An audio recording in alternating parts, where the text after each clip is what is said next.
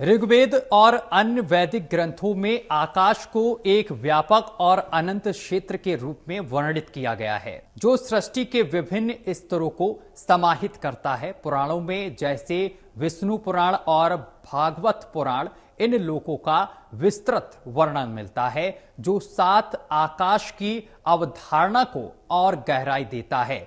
जब कोई व्यक्ति प्रसिद्ध और उपलब्धि के चरम बिंदु पर होता है तो उसके लिए अक्सर कहा जाता है कि वह सातवें आसमान पर है। किसी के घमंड या अहंकार को भी शब्द देने के लिए अक्सर इस लोकोक्ति का प्रयोग कुछ इस तरह करते हुए लिया जाता है कि ज्यादा सातवें आसमान पर मत रहो, नीचे आ जाओ।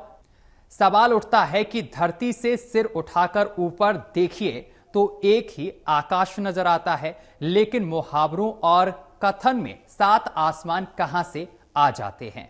दरअसल सात आसमान की बात कोई कोरी गप्पी नहीं है, बल्कि असल में यह एक सिद्धांत है और दर्शन की एक बड़ी महत्वपूर्ण अवधारणा है। यह सिर्फ सनातन या हिंदू परंपरा में ही नहीं, बल्कि विश्व के अलग अलग मतों में भी इसकी मौजूदगी है।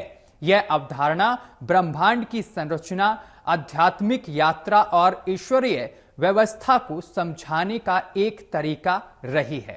पुराणों में 1 से लेकर 9 तक की संख्या के अलग अलग मायने हैं, जिनमें 1 को ब्रह्म का स्वरूप माना जाता है और जब यह संख्या 7 तक पहुंचती है तो रहस्यवाद में बदल जाती है। इसलिए 7 की संख्या को जादुई कहा जाता है, और यह इसलिए भी क्योंकि धरती और आकाश के बीच के सभी तत्व 7 हैं। सनातन में सप्तलोक, 7 तल, 7 सुर और 7 देवियों का सिद्धांत दिया जाता है। यहीं से सनातन में 7 आकाश का भी सिद्धांत आता है। हिंदू धर्म में 7 आकाश का उल्लेख वैदिक और पौराणिक ग्रंथों में सप्तलोक या 7 उच्च लोकों के रूप में मिलता है। ये लोग ब्रह्मांड के विभिन्न स्तरों को सामने रखते हैं, जिनकी व्याख्या भौतिक और आध्यात्मिक दोनों ही तरीकों से की जाती है।